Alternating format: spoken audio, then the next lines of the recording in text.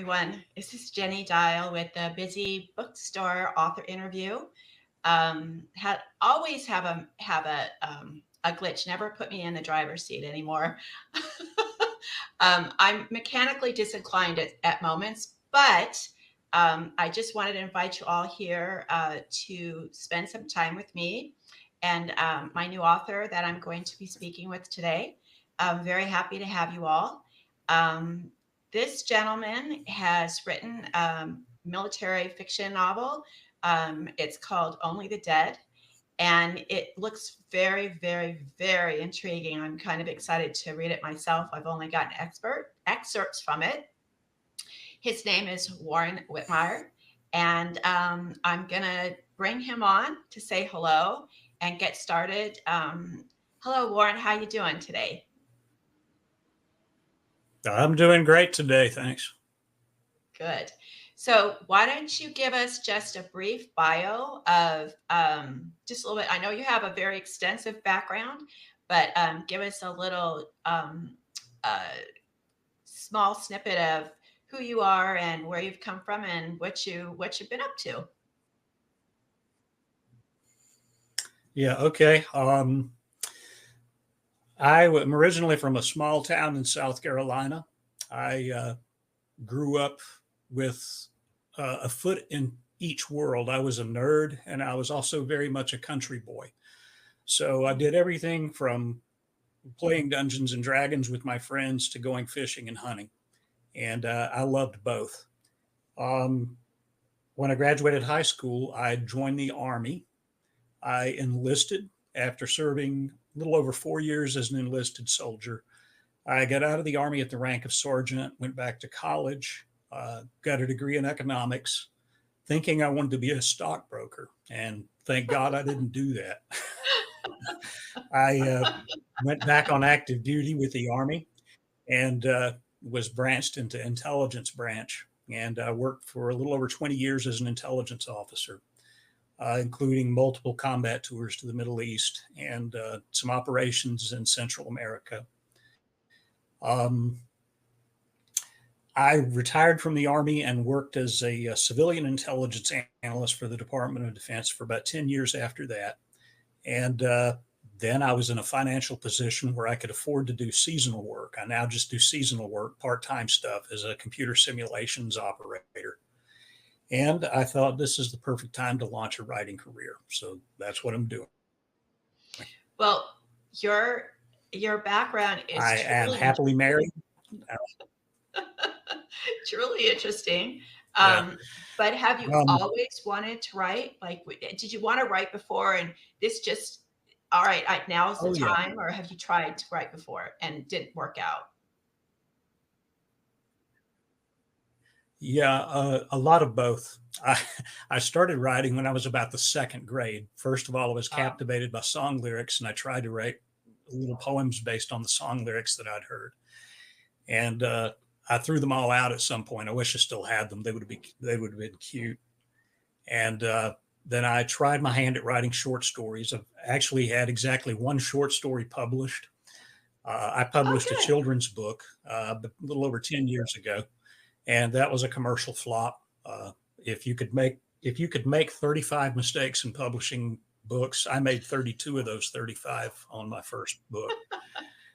So hopefully I'll score less than 20 on this next. This is my first full length novel, but I've always been fascinated by the power and the beauty of the written word.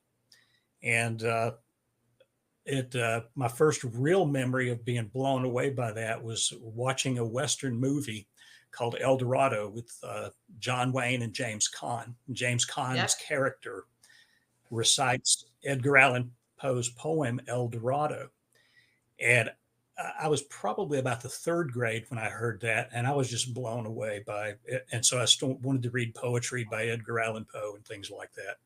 Like I said, if you can imagine a guy who's 60% nerd, 60% redneck, that's me. But you know what? So I think it marries. I think it marries beautifully. It's funny that you mentioned the children's books because a lot of people think it's really easy to write a children's book. And coming from the same genre, It's really not that easy, and it's No. it's a challenge in its own way. And we might get you to resurrect that and see what we could do with it. But that I'm Okay. from the school that the kids need to start. Um, I think we talked about this a little bit before. My book is about a pilot and a dog, and that's who they are. The dog doesn't have any superpowers. He's a dog, and Hmm. he is my dog. Yeah. Actually, that's why I penned him after. My dog just sleeps more than the dog in my Mhm. book.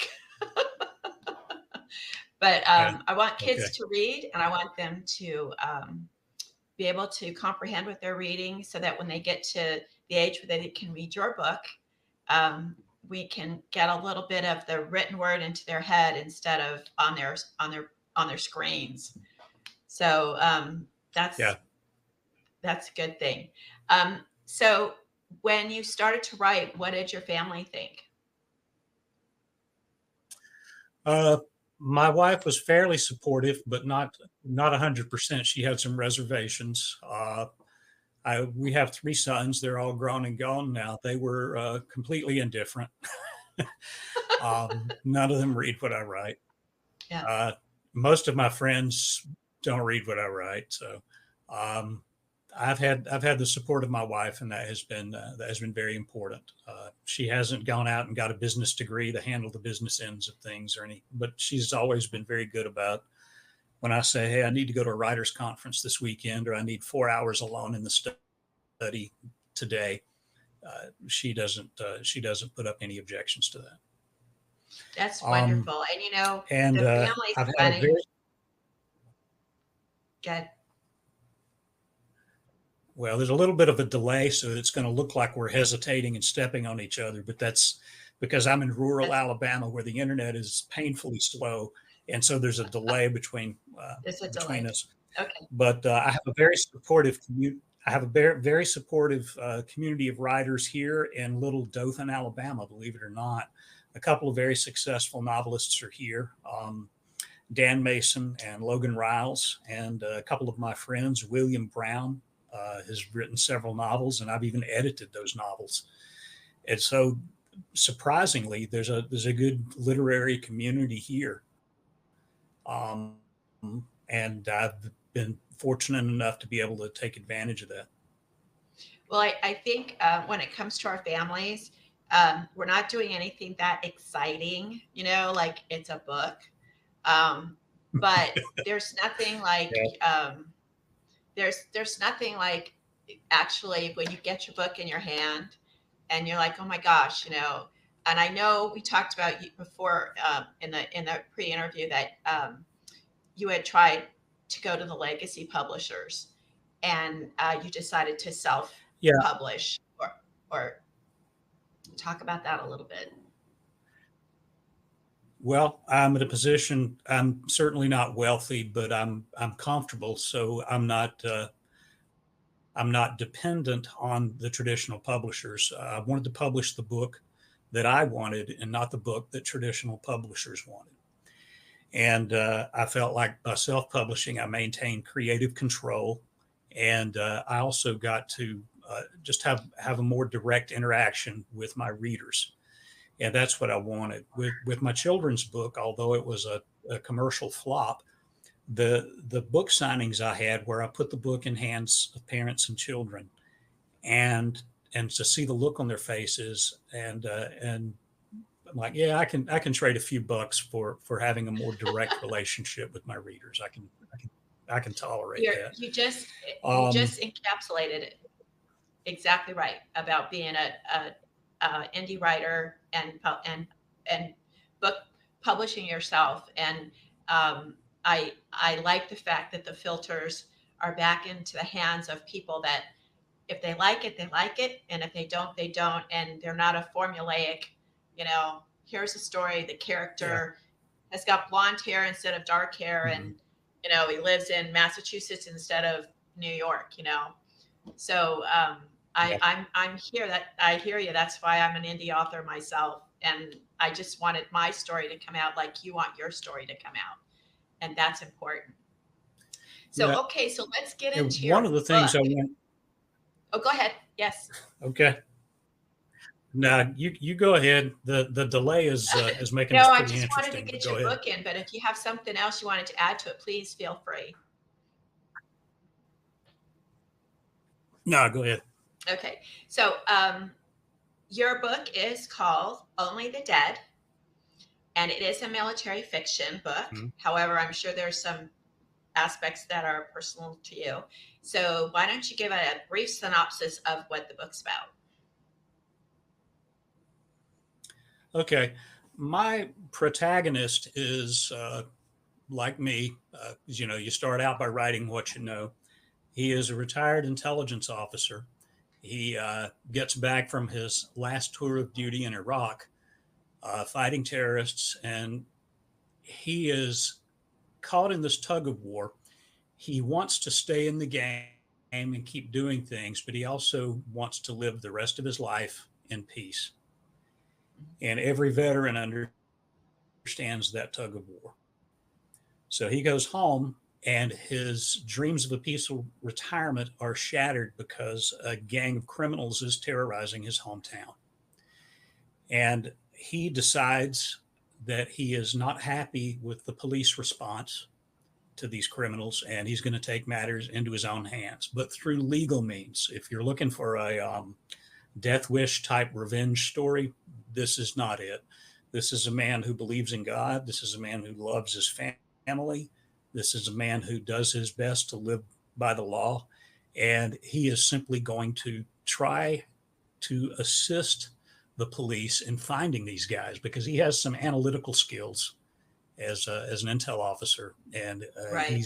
he's wanting to help the police. Um, and that sets a lot of things in motion. It turns out that this runs a lot deeper than a simple criminal gang terrorizing his hometown. My protagonist is named Hank. That's a regular guy name if there ever was one. Yep. And in writing this series, I wanted to present a different kind of hero. I didn't want a hero that was, "Hi, I'm Steven Seagal. I just killed 7 guys in a bar fight. Now I'm going to take the waitress home and sleep like a baby." That's when when Hank when Hank has to engage in violence, he has strong reactions to it, just like a real person. He has no superhuman abilities, and he has a character arc. As much as I love the Jack Reacher stories, and Lee Child is one of my favorite authors, that's a flat character arc. And the Jack Reacher stories are episodic. I wanted to write a hero that had a good character arc, and Hank does that. The real story is Hank's transformation and to how he deals with this. And it asks the book asks a lot of questions. One of those is, how far should a man go in seeking justice? Another question it asks is, how do you, and this is especially important to veterans, how do you process this experience of having participated in war and then coming home and having to participate in peace? How do you process that? Hank is a man who wants to process all that in a very positive way. The bad guy in the story has gained a little bit of a spoiler here. The bad guy is also former military. He has gained a lot Oh, of technical skills during his time in the military, but he has learned no moral lessons at all. And so I set up this conflict that is it's very physical. It's a violent, action-packed thriller, but it is as much about how these two different former soldiers internalize the war as it is about the fighting and the chase. that sounds absolutely intriguing. I can't wait to read it.